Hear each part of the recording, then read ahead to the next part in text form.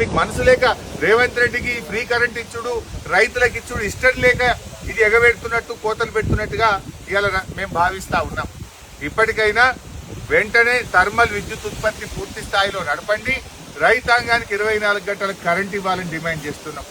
అదేవిధంగా ఇవాళ మహిళలు బొమ్మల రామారంలో మా దృష్టికి తెచ్చినట్టుగా వెంటనే మిషన్ భగీరథ మీద రివ్యూ చేయండి. రాష్ట్ర వ్యాప్తంగా ప్రజలకు ప్రతిరోజు త్రాగునీరు సరఫరా చేయాలని చెప్పి కూడా మేము డిమాండ్ చేస్తా ఉన్నాం. అదేవిధంగా మా రైతు సోదరుడు మా కార్యకర్త చనిపోతే ఏవో అగ్రికల్చర్తో మాట్లాడినాం. మండలంలో 10 రైతు బీమాలు పెండింగ్ లో ఉన్నాయని ఏవో గారు చెప్తా ఉన్నారు. ఇవాళ మీరు కేసీఆర్ గారు రైతు బీమా అనే పథకం ద్వారా దురదృష్టవశాత్తు రైతులు చనిపోతే కొండంత ధీమా ఉండే విధంగా ఆ పథకాన్ని ప్రారంభించారు. ఇవాళ రాష్ట్ర వ్యాప్తంగా 4,000 మంది రైతులకు రైతు బీమా రాక ఆగిపోయింది. 5 నెలల నుంచి రైతు బీమా డబ్బులు రైతులకు పడడం లేదు.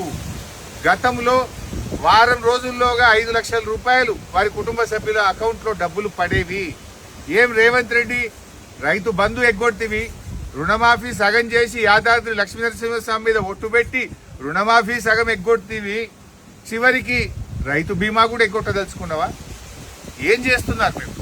ఎప్పట్లోగా రైతు బీమా డబ్బులు విడుదల చేస్తారు? రాష్ట్ర ఒక బొమ్మల రామారంలో